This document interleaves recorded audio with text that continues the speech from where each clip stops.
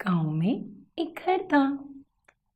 इसमें एक दरख्त था और दरख्त के पास एक पलंग था और पलंग पर पंखा रखा हुआ था।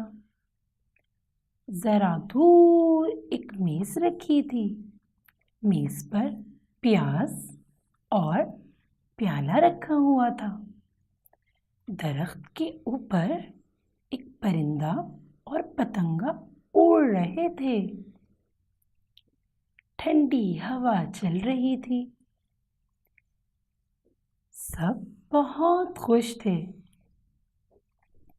कि अचानक एक पतंग की डोर दरख्त में फंस गई और दरख्त के पत्ते नीचे गिरने लगे।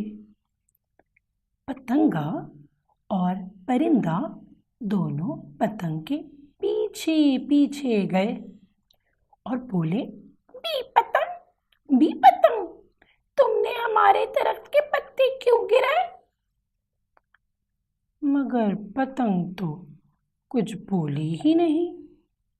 दोनों ने फिर पूछा, बी पतंग, तुमने पत्ते क्यों गिराए? पतंग फिर भी ना बोली। तब दोनों को पता चला कि पतंग तो बोलती ही नहीं। उन्होंने पतंग की डोर दरख्त से हटाई तो पत्ते गिरना बंद हो गए। पतंगा और परिंदा दोनों खुशी खुशी उड़ने लगे।